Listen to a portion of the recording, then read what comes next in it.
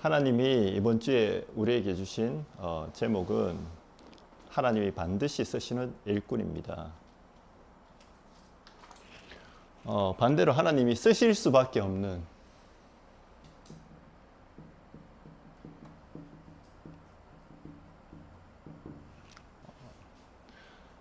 예수님이 제자들을 같이 함께 사회 가시면서 추수할 것은 많은데 일꾼이 없다라고 얘기합니다. 구원받은 사람은 많을 수 있습니다. 근데 실제로 구원의 축복을 못 누리고 또 육신 것에 매여서 세상 살아가는데 아무 힘 없이 세상에 심부름하면서 살아가는 사람이 있는 반면에 성경에 보니까 한 사람이고 한 팀이고 그리고 나이가 어렸고 연약했고 그리고 나이가 많았는데도 하나님이 쓰실 수밖에 없는 언약인 거죠. 정확한 언약과 이 언약의 증거를 붙잡은 사람, 증인인 거죠.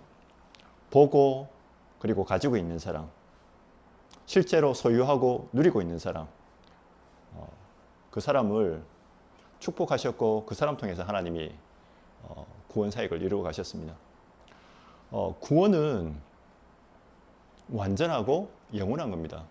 예수 그리스도를 무슨 의미인지 그 가치를 영세전 그리스도 그리고 그 그리스도가 직접 인간의 몸을 입고 이 땅에 오셔서 오신 성육신 하신 그리스도 그 그리스도께서 인간의 모든 고난과 아픔과 저주 질고를 담당하시고 십자가에서 죽으시면서 인간의 모든 죄 용서하시고 그리고 그리스도란 증거로 부활하신 그 그리스도 부활하셨는지 안 하는지 어떻게 아냐. 지금도 사단이 제일 두려워하는 이름이 있는데 그리스도의 일을 하신 예수님 모르게 해도 능력이 있는데 실제로 사단이 제일 두려워하는 이름은 하나밖에 없습니다. 예수 그리스도. 그분을 사실적으로 내 인생의 주인으로 믿고 영접하는 사람에게 역사가 일어납니다. 예수님이 부활하셔서 축복을 주셨는데 그게 뭐냐. 보혜사 성령을 너에게 주셔서 너에게 전해주신 그 모든 말씀을 생각나고 기억하시고 또 알려주시겠다고 말씀하시면서 마태복음 24장 14절에 세계 복음화 할 그때까지 우리를 인도하시고 재림주러 오시겠다는 겁니다.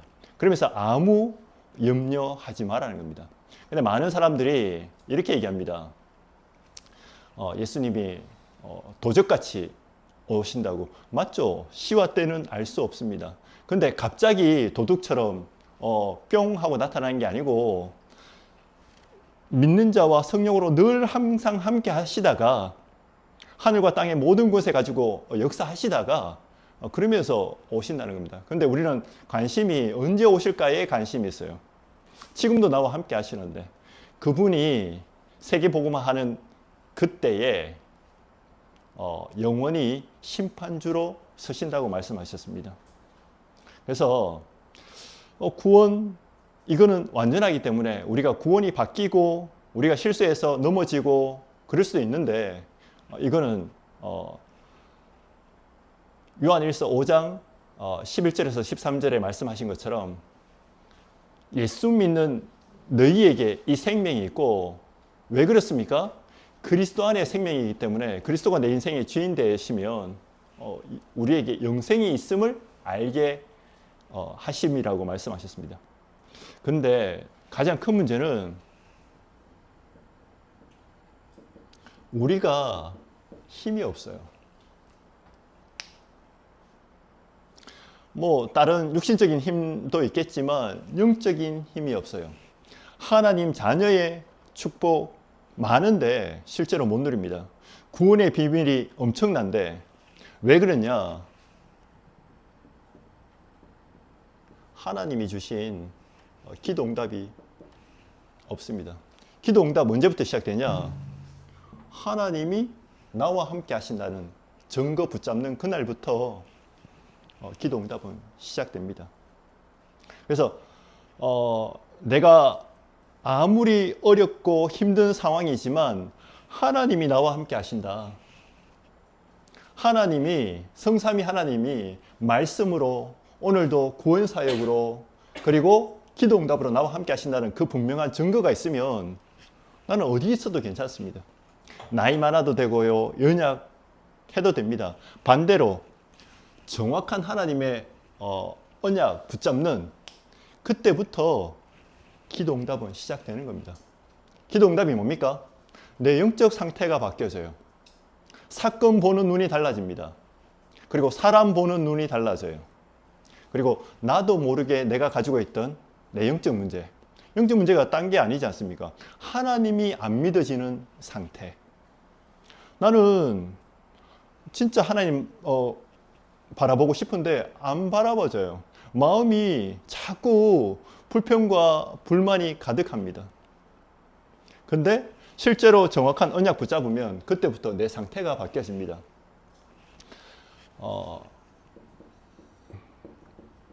하나님은 말씀이시고 그 말씀이 우리에게 기록된 걸 보고 로고스라 그럽니다. 근데 이 말씀이 내게 꽂힌다고 하죠. 실제로 믿어져요. 이게 내게 각인되어지고 뿌리 내려지고 그리고 그 정도가 아니고 내 마음 중심에 담기는 걸 보고 레마라고 얘기합니다. 많은 사람들이 지식으로 믿어지지 실제로 마음속으로 안 믿어져요. 이걸 보고 복음이, 말씀이 개인화됐다고 얘기합니다. 말씀은 불신자도 이길 수 있어요. 다른 종교 사람들도 이길 수 있습니다.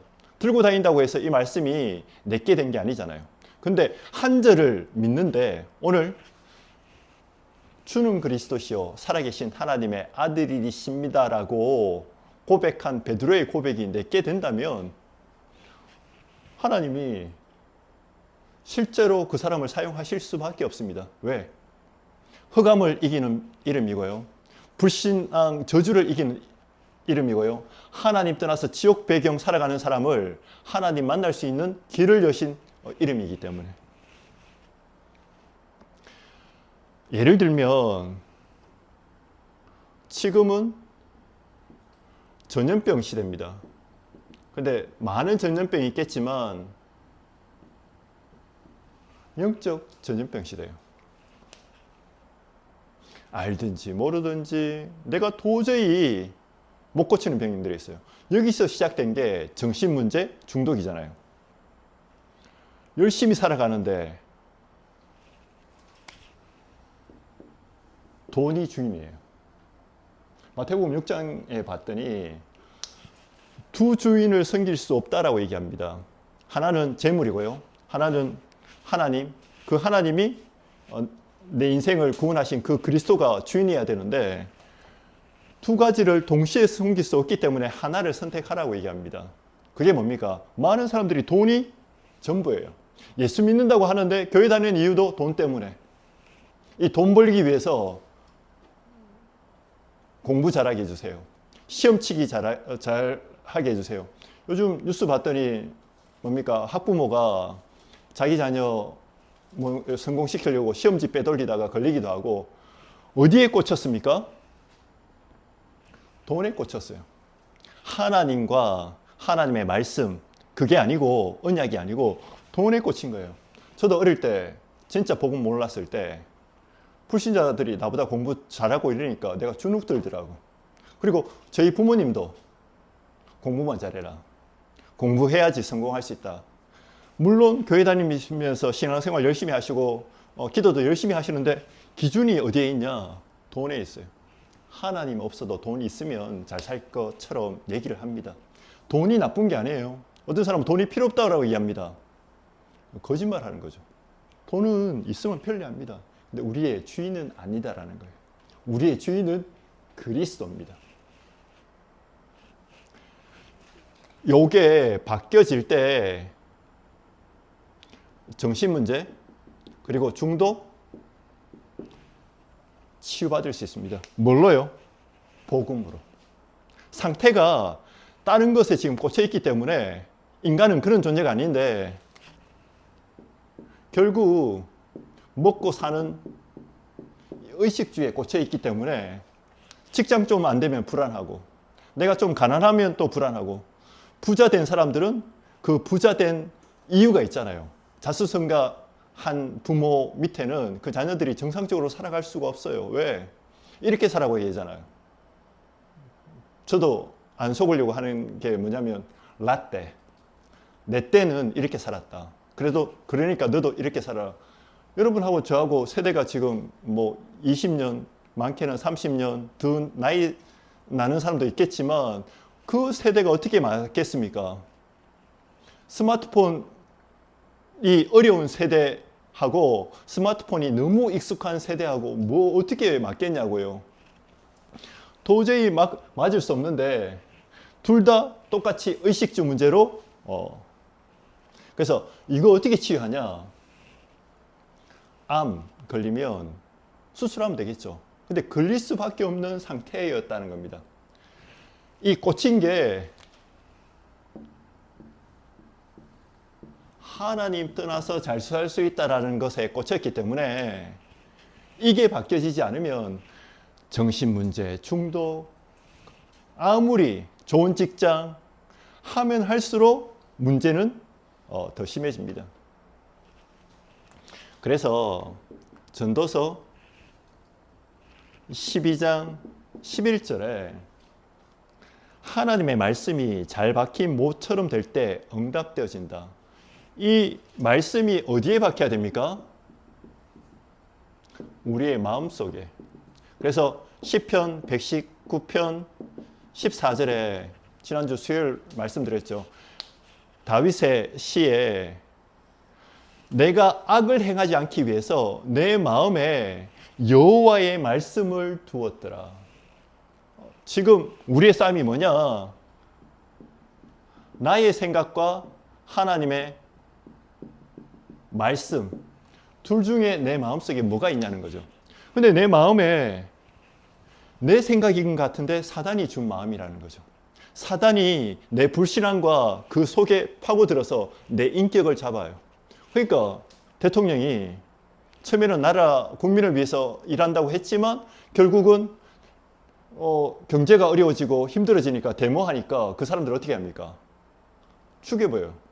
총으로 쏴도 된대요. 죽이지는 말고 총으로 쏴서라도 법을 어긴 나쁜 놈들이니까 나라를 반역하는 쿠데타 세력이니까 그렇게 말을 바꿉니다. 데모하는 청년들도 어디에 중독되어 있습니까? 말씀이 아닌 의식주의에 꽂힌 거고 대통령도 정치인들도 경제인들도 전부 다 말씀 놓치고 짐승 비슷하게 되어서 그거 따라가는 거예요. 그래서 말씀이 잘 박힌 우리 마음속에 그때부터 응답이 시작되는데요.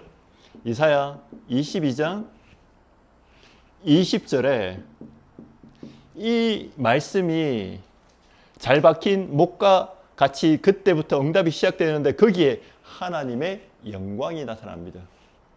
왜 그렇습니까? 우리가 사는 모든 인생이 누구를 위해서? 하나님의 영광을 위해서. 때로는 손해봐도 괜찮습니다. 하나님의 영광을 위해서. 바울은 그것 때문에 감옥 갔잖아요. 억울한 일 당하면서도 사울 왕이 다윗을 해하는 줄 아는데 믿고 순종하면서 갔어요. 왜? 하나님이 함께 하시는 거 믿었으니까. 그래서 갔는데 가는 곳마다 응답받게 돼요. 사울은 자꾸 죽이려고 하는데 다윗은 믿고 순종하면서 갔는데 다 알면서요. 승리하게 되는 겁니다. 여러분 그렇게 생각할 수 있잖아요. 때로는 직장 다니다 보면 손해되는 일도 있고 무시하고 암암리에 뭔가 불합리적인 거 괜찮아요. 내가 뭘 붙잡고 그 일을 하냐는 거죠. 근데 대부분 뭐 하냐면 하나님 이거 잘하게 해주세요. 언약 다 놓쳐버리고 이거 잘하게 해주세요. 전부 다 사람 앞에서 하는 거거든요. 그래서 한계 오는 겁니다. 베드로 후서 2장 6절에 이 모세에게 주신 이 언약의 말씀, 그리고 다윗에게 주신 말씀, 요셉에게 주신 말씀, 오늘 베드로에게 주신 이 말씀이 누구에게도 역사하냐? 내게도 지금 성취되고 우리 후대들, 그리고 주님 오시는 그날까지 계속 성취되고 있다는 겁니다.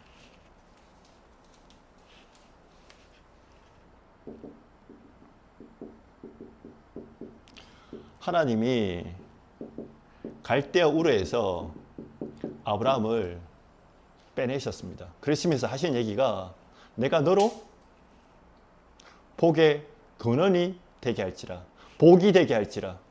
그러면서 내가 지시하는 땅으로 가라고 얘기를 하십니다. 근데 나왔는데 계속 어려움 당해요.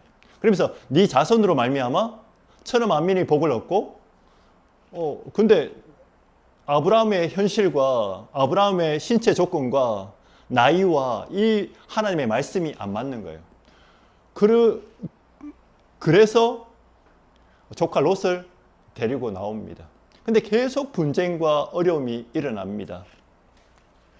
조카 롯을 48절 이전에요. 떠나보낸 후에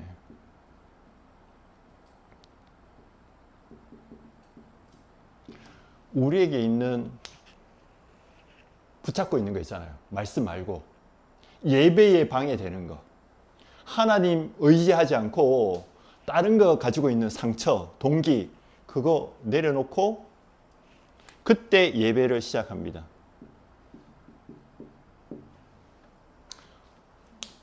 어디서 많이 듣던 얘기지 않습니까?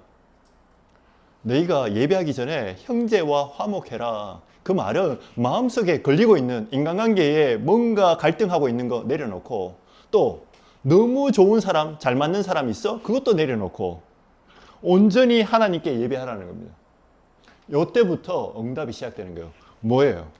우리 마음속에 온전히 말씀만, 언약만, 내 수준을 초월하고 내 상황을 초월하고 내 신체 조건을 초월해서 하나님이 하시겠다고 합니다.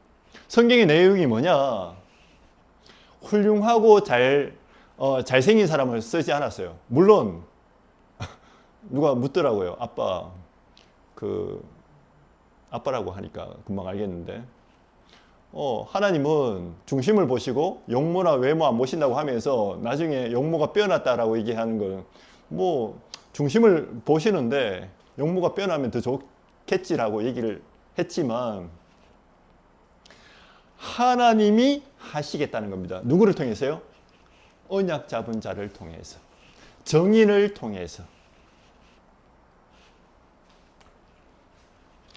다니엘서 1장 8절에 9절,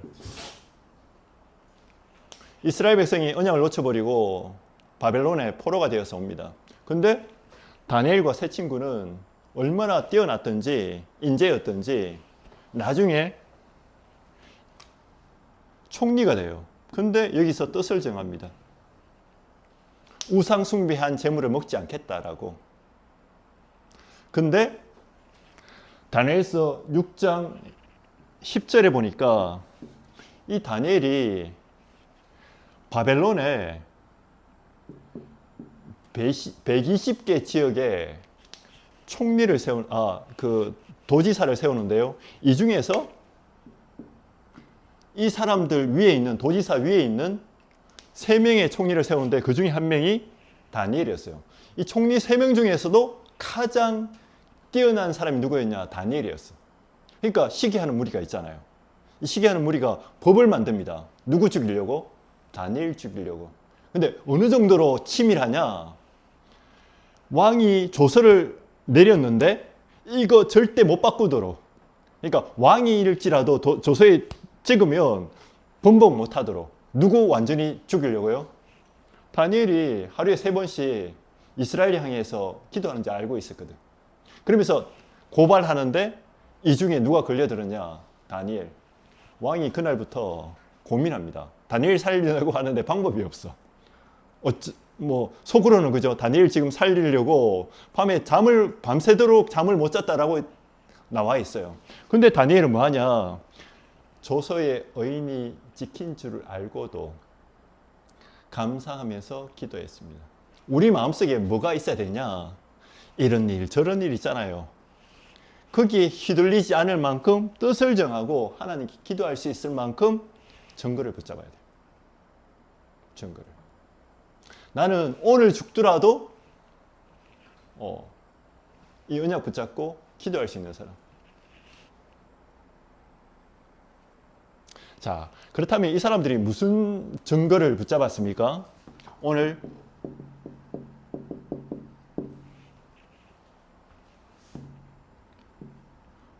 성경에 나타난 역사적 증거죠. 오늘 마태복음 16장 13절에 보니까 가이사랴 빌립보에 이르러, 가이사랴라는 황제 이름과 그 지역을 다스리는 총독의 이름이 빌립보였습니다. 한마디로 속국된 지역에서 예수님이 제자들에게 물으셨어요. 이 속국되었을 때는 내 생각, 내 주장, 내 입장, 내 주장 필요치 않습니다. 하나님의 백성이 이렇게 돼버렸어요.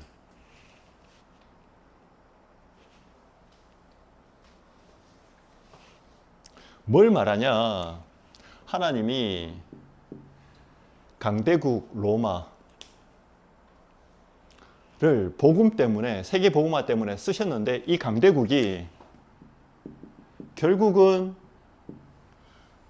우상을 버리지 못하고 갱신 못하려니까 복음을 방해하는 역할을 해서 하나님이 없애버려요. 그게 성경에 나타난 역사입니다. 한번 살펴보면요, 이 강대국 어디 있습니까? 애굽 있잖아요. 피라미드 만들 정도로 뛰어나요. 지금도 어떻게 피라미드를 만들었는지 의문이래요. 그만큼 강대국이었는데 지금 애굽, 그 당시 애굽이고 지금은 이집트, 그리고 바벨론, 함무라비 법전이라고 하는 걸 만들 정도로 뛰어난, 그리고 지금의 그 나라가 어느 나라 됐냐? 이라크입니다. 여러분, 이라크가 어떤 나라 됐는지 아시잖아요. 그리고 바사라고 나오는데 페르시아죠. 지금 뭐 훨씬 더 큰 의미지만 이란, 뉴스 통해서 보셔서 아시잖아요. 그리고 블레셋, 그 당시에는 영향력 있는 힘이 있는 골리앗 통해서 얼마나 큰 소리 치는 나라였습니까? 근데 지금의 팔레스타인입니다. 로마, 지금의 이탈리아가 로마가 아니에요. 훨씬 더 전부 다 큰 영역과 세력과, 근데 이 로마가 마차가 다닐 수 있는 성을 만들었어요. 위에, 성 위에 마차가 다닐 수 있도록, 두 대가 왔다 갔다 왕복할 수 있도록.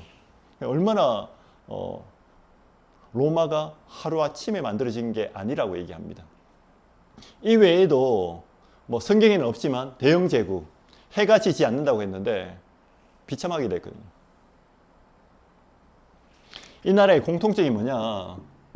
우상 숭배했습니다. 신전을 만들고 신사참배하게 만들고, 결국 복음 없으니까 세계 복음화 때문에 잠시 쓰임 받다가 결국은 완전히 망했습니다. 여기에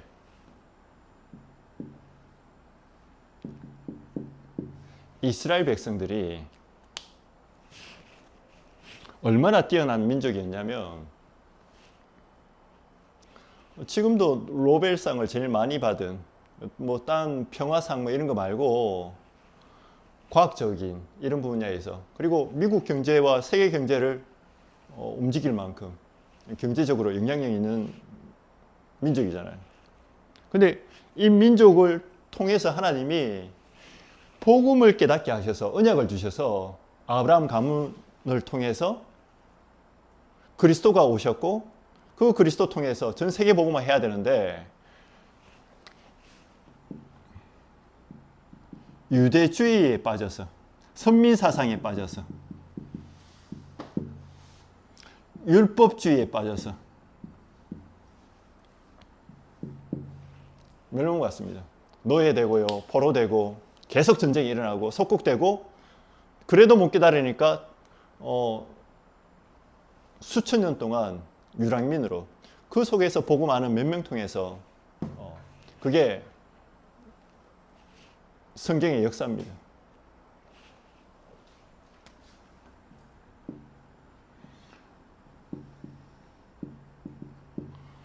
성경에 나오는 수많은 영웅들이 있잖아요.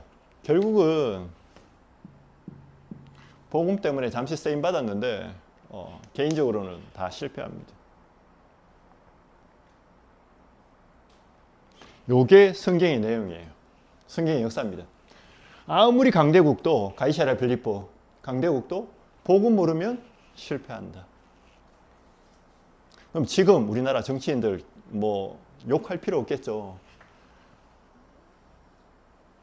어떤 당은 너무 논리적이고 인권을 사랑하고, 그런데 결국은 요번에 다 드러나 보니까 감춰진 거 많고, 그렇게 뭡니까 이렇게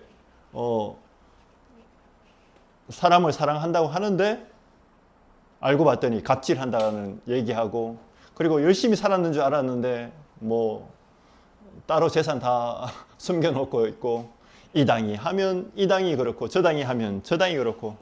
근데 우리는 낙심할 필요가 없어요. 왜? 당연한 거니까. 마태복음 16장 14절에 성경에 나오는 교회사의 증거입니다. 유대교잖아요. 그게 교회사예요. 어디까지요? 초대교회까지. 예수님이 제자들에게 묻습니다. 사람들이 나를 누구라 하느냐? 그리스도를 어떻게 알고 있냐? 성경의 내용이 그렇지 않습니까? 오실 메시아, 오신 메시아, 그분이 그리스도인데,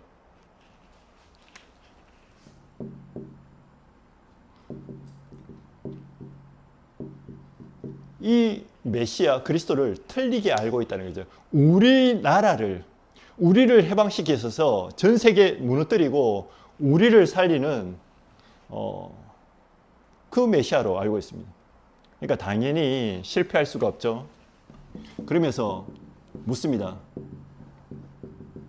나를 누구라냐고 하니까 세례 요한 같다고 합니다. 세례 요한의 캐릭터는 사회 운동을 하는 사람이었어요. 얼마나 올바르고 정의를 부르짖었습니까? 헤롯이 부패하고 잘못된 거에 대해서, 그리고 자기 뭡니까 남동생의 부인을 취해서 왕비 되니까 그거 바른 말 하다가 헤롯 부인한테 이제 미움받아서 죽게 됐거든요. 지금도 바른 말 너무 좋잖아요. 근데 이거 가지고는 사람을 못 살립니다. 왜? 누구 말이 맞습니까? 미투 다 믿을 수 있어요? 없잖아요. 없잖아요. 정말 저 사람이 잡았는데 잘못한 일이 죄인인지 아닌지 우리는 못해요. 나라마다 법이 다 다르지 않아요. 흑암은 절대 무너지지 않고 영적 문제 절대 치유될 수 없습니다. 감옥을 아무리 많이 만들고 법을 아무리 세게 해도 그렇게 되지 않아요. 한 사람 그 개인은 살릴 수 없습니다. 당연히 어떻게 나라를 살립니까? 이번에도 보셔서 아시겠지만 대통령이라고 하는 사람의 아들조차도 자기 아들은 관리 못 하잖아. 그럼 본인은 괜찮은가요? 뭐 안 드러났을 뿐이지 누구든지 문제 가지고 있거든. 엘리야 같다라고 합니다. 엘리야는 능력을 얘기하죠. 복음은 신비하지만 신비주의는 아닙니다. 자꾸 뭔가 체험을 하려고 해요. 병 병 낫고. 한때 저희 아버지가 그러시더라고요. 네가 진짜 힘이 있으면 네 동생 위해서 진짜 뭔가 보여달라고. 제가 그랬어요. 제가 뭘 보여줍니까? 하나님의 정확한 계획 따라서 복음이 들어가도록, 그리고 복음이 들어갈 때 성령의 역사하시고 하나님의 나라가 임하면 흑암은 무너지고 바뀌는 거지, 병 금방 낫고 이게 능력하고 하나님 계획하고 다른 거잖아요. 우리는 평생 안 바뀌어도, 평생 내게 있는 어떤 문제 해결 안 돼도 그리스도입니다. 어떻게 알 수 있습니까? 바울이 자기에게 있는 문제 기도했더니 하나님이 안 고쳐주시잖아. 그러면서 깨달은 게 뭐라고 얘기했냐면, 내가 연약할 때 강함이라. 왜? 나는 연약하지만 나는 항상 복음이 필요하고 그 복음 믿는 믿음이 내게 능력이 됩니다. 예레미야. 우리는 누가 나한테 조금 잘해주면 좋은 사람이라고 그러잖아요. 그렇지 않습니다. 아무리 울고 나 도와줘도 내게 진짜 근본은 위로가 되지 않습니다. 누가 그러더라고요. 너무 위로 많이 하지 말라고. 오히려 정신과 그 상담하는, 심리하는 사람이 객관적으로 얘기하라고. 사람의 어설픈 위로가 되지 않는다고. 그래서 오히려 AI가 더 정확한 진단을 내려줄 수 있대요. 객관적으로. 선지자 중에 하나다고. 우리는 복음이지 종교가 아닙니다. 이상하잖아요. 어떻게 언약 잡았는데 우리가 그때부터 응답이 바뀝니까? 그게 하나님의 방법입니다. 그래서 이 모든 것들 필요해요. 근데 복음의 본질은 아닙니다. 예를 들면 교회의 본질은 아니다는 거죠. 내게도 이게 필요합니다. 근데 이건 본질이 아니에요. 우리의 진짜 본질은 뭡니까? 하나님의 방법입니다. 왜 하나님의 방법입니까? 로마서 3장 23절에 아담 하와가 에덴 동산에서 마귀의 유혹받아서 하나님 말씀 불순종하고 마귀 말 듣고 하나님을 떠난 겁니다. 모든 문제 시작이 창세기 3장에서 시작된 거죠. 이걸 인간의 근본 문제라고 하기도 하고 원죄라고 하기도 하고, 이게 여기서 시작된 이 영적 문제. 인간은 저주받을 수밖에 없어요. 타락할 수밖에 없고, 생각하는 것마다 하나님과 반대되는, 악하다고. 어느 정도로 창세기 6장에는 하나님이 인간 지으신 것을 한탄하시고 후회할 정도로. 그게 누굽니까? 그 사람들이에요? 나예요. 나. 종교가 얼마나 무섭냐. 복음 놓치고 예배 드리니까 가인이, 나는 최선을 다했는데 내 예배를 안 받으니까 하나님께 대적하잖아요. 그리고 살인도 하고. 그게 납니다. 근데 뭐라고 얘기하냐? 에베소서 2장 8절에 믿음으로 구원받는데 이 믿음이 하나님의 은혜요 선물이고 행위에서 난 것이 아니니까 자랑할 필요가 없다. 그런데 우리는 자꾸 내가 잘나서 구원받는다고 생각하지 않습니까? 이 증거를 붙잡아라는 겁니다. 지금도 한국에도 수많은 교회 있죠. 아프리카에도 교회 많거든요. 근데 내전은 끊임없이 일어나고 부정부패는 계속 일어나고 서로 미워하고 다른 종교보다 전혀 힘이 없어요. 왜 그러냐? 증거를 못 잡기 때문에. 그래서 우리는 마태복음 16장 16절에 나오는 성경에 나오는 영원한 증거,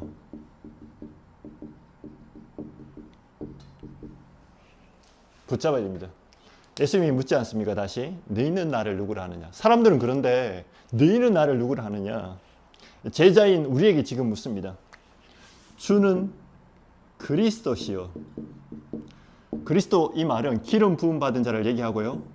왜 기름 부음 받습니까? 세 가지 직분을 위해서. 인간의 근본 문제 해결하기 위해서. 이분은 참 왕이고, 이분은 참 제사장이고, 이분은 참 선지자십니다. 이 사실을 요한복음 1장 12절에 내가 믿을 때 하나님의 자녀가 되는 권세를 주시는데, 그 그리스도가 내 인생의 주인 되시기 때문에 내게 왕 같은, 그리고 제사장, 선지자의 축복이 내게 있어요. 그래서 우리는 그리스도의 대사입니다. 그래서 나 자신을 얼마나 정확하게 알아야 되냐, 이래 봬도 그리스도의 대사입니다. 왜 그리스도의 대사입니까? 내가 이 어두운 가운데 살다가, 말씀 없어서 어두운 가운데 살다가 하나님의 은혜로 그리스도를 알게 됐어요. 부모님 때문이 아니고 부모님을 통해서 하나님의 은혜로. 여러분이 진짜 훌륭한 사람, 뭐 몇십조 되는 재산 가진 사람 밑에 자녀로 태어났다, 복음 들어가겠습니까? 마약해야 될 상태예요. 왜? 배운 걸 그렇게 배웠잖아. 의식주가 다라고. 그리고 뭔가 답이 없으니까 자꾸 박애해야 된다고 얘기하고, 그리고 의로워야 된다고 얘기하고, 교회 안에서도 그렇잖아요. 의로워야 된다고 얘기하고, 자꾸 뭘 체험해야 된다고 하고. 어제도 뭐 통일교 그 압수수색 가는데 보니까 청년들이 전 세계에서 다 모여가지고 그거 막는다고 다 모였는데, 기도하는데 막 부들부들 떨면서 기도하더라고. 부들부들 떨면서. 근데 이 증거는 없어. 이상한 할머니가 어머니 하나님이래. 그런 것도 믿는데 우리는 정확하잖아요. 이 사실을 믿는 우리에게 대사의 축복을 주신 겁니다. 어두운 가운데 있는 자들에게 그리스도의 빛을 비추는 자로. 근데 오늘 20절에 보니까 제자들에게 경고하사 자기가 그리스도인 것을 아무에게도 이르지 말라. 이 말이 뭐냐? 아직도 그리스도를 지식으로 알고 있어요. 은혜로 베드로가 주는 그리스도시여 살아계신 하나님의 아들이시라고 고백했지만 아직도 복음 아닌 다른 망대가 우리에게 있다는 겁니다. 그 증거로 예수님이 십자가 얘기하니까 뭐라고 얘기합니까? 주여 그리 하지 마옵소서. 이거는 은혜로 고백했지만 주는 그리스도시여 살아계신 하나님의, 근데 베드로는 아직도 체질과 각인과 모든 것들이 육신적인 거에 꽉 잡혀 있어요. 내 생각, 내 주장, 내 입장이 그대로 잡혀 있어요. 그래서 예수님이 뭐라고 했냐면 아직 얘기하지 마. 니도 답 안 났잖아. 뭐 얘기합니까? 정확한 증거를 붙잡아라는 겁니다. 이 성경에 나오는 역사, 교회사에 나오는 역사적 증거, 영원한 증거를 편집해서 네 걸로 만들으라는 거예요. 무슨 말입니까? 그리스도의 고난의 의미, 그리고 죽음, 부활을 실제로 체험하라는 겁니다. 체험이 뭡니까? 가치죠. 비밀이고 생명이고. 예수님이 십자가 지셔야 되는 거 당연하다라고 고백돼야 되는데 그걸 육신적으로 해석한 거예요. 어떤 그 역사학자는 왜 예수님이 베드로에게만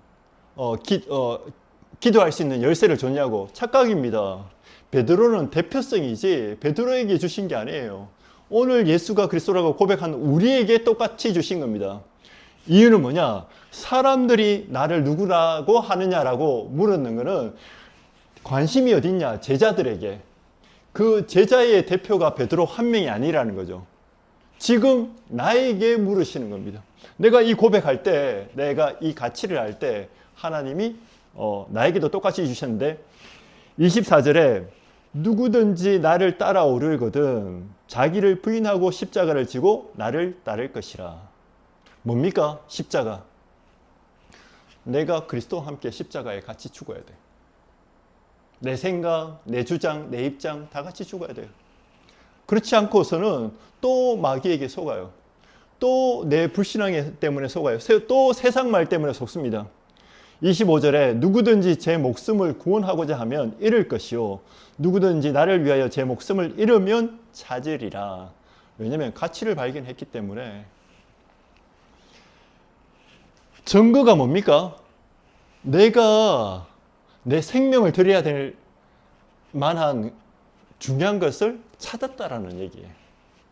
26절에 사람이 만일 온 천하를 얻고도 제 목숨을 잃으면 무엇이 유익하리요? 사람이 무엇을 주고 제 목숨과 바꾸겠냐? 이 증거가 뭐냐? 주인이 바뀌어지는 겁니다. 재물입니까? 안 그러면 그리스도입니까?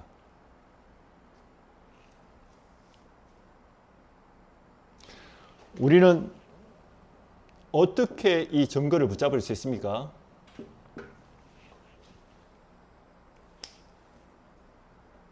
예수님이 제자들에게 공생의 3년 동안 바꿀 거 말씀하셨어요. 그 중에 하나가 팔복. 우리는 자꾸 육신적인 것에 관심 있잖아요. 복의 기준이 세상적이고. 근데 그리스도는 뭐라고 얘기하냐면 영적인 거에 자꾸 얘기합니다.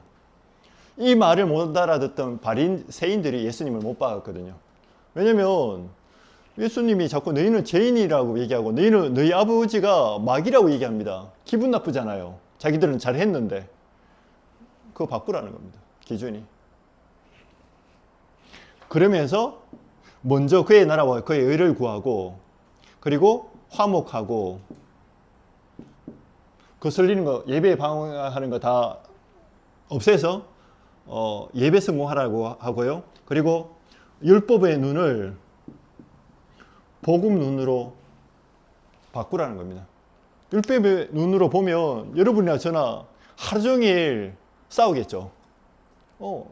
근데 복음의 눈으로 보면 나 같은 죄인 구원하신 그 그리스도가 있는데 내가 뭐 수용 못합니까? 형들이 문제가 아니라는 겁니다. 내가 언약 붙잡으면 못 깨닫는 형들도 살릴 수 있다는 게 성경의 내용이에요. 이걸 사도행전 1장 3절에 40일 동안 말씀하시면서 붙잡아야 될 걸 얘기합니다. 미션. 조만간에 이스라엘 나라가 멸망하고 이제 유랑민 될 거니까 빨리 네가 해야 될 걸 회복하라는 거예요. 그게 뭡니까? 우리 가문에 있는 영적 문제 빨리 발견해서 내가 그리스도 붙잡고 치유하라는 겁니다. 기도 시작하라는 거예요. 내가 있는 직장 진짜 문제 뭔지 그거 빨리 발견하라는 거예요.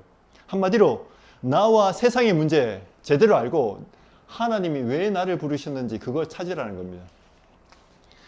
그 사람에게 4절, 5절에 예루살렘을 떠나지 말고 아버지의 약속하신 것을 기다리라.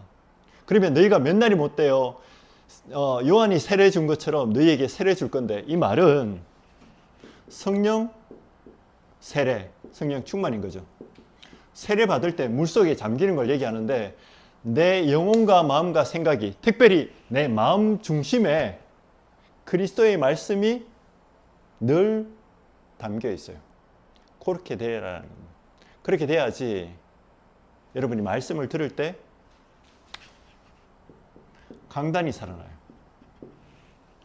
여러분 현장이 다르게 보여요.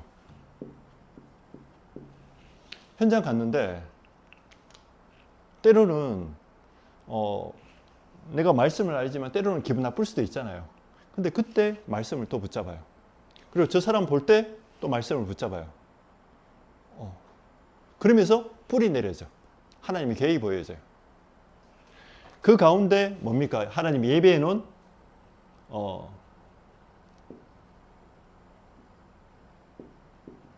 전도 제자 있으니까 찾으라는 겁니다.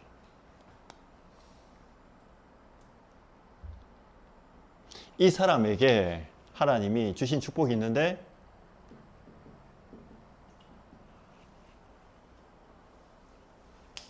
너는 반석이고 네 고백 위에 내가 내 교회를 내가 세우겠다. 그러면서 엄부의 권세가 이기지 못하고 가는 곳마다 흑암이 무너진다는 거죠. 이 정도 붙잡은 사람은 누구도 이길 수 있습니다. 또 누구도 못 건드려요. 그리고 천국 열쇠를 준다. 기도할 수 있다는 거죠. 하나님의 소원을 아니까. 이 축복을 회복하시는 하나님이 쓰실 수밖에 없는 일꾼 그리고 증인 되시기를 주님의 이름으로 축복합니다. 기도하겠습니다. 하나님 감사합니다. 하나님이 창세전에 우리를 그리스도 안에서 택하시고 구원 시기로 작정하시고 하나님의 정확한 시간표에 그리스도의 복음을 우리가 듣게 하시고 또 다른 것 때문에 안 믿어지다가 하나님의 은혜로 말미암아 믿어지는 시간표를 주시고 또 은혜 주시고 오늘 그 믿는 믿음 속에서 우리가 예배드리게 하시고 특별히 치유자로 또 증인으로 우리를 삼으셔서 현장에 이 복음을 한 번도 정확하게 듣지 못해서 죽어가는 자들이 너무 많은데 그들 살리려고 우리를 부르셨음을 깨닫게 하시고 그들을 살리기 전에 우리의 인생의 정확하게 이 복음 속에 있는 성경에 있는 정확한 영원한 정글을 잡도록 우리를 축복하심을 감사드립니다. 하나님 주신 이 언약 붙잡고 집중하다가 하나님이 쓰실 수밖에 없는 그리스도의 제자의 축복을 회복해 하시고 현장 나갈 때마다 하나님이 예비해 놓으신 그 축복 그리고 만남 사건 속에 숨어져 있는 전도와 선교의 축복을 회복하는 우리 글로벌 비전 교회 모든 성도들 될 수 있도록 축복하여 주옵소서. 살아서 역사하시는 예수 그리스도의 이름으로 기도드립니다. 아멘.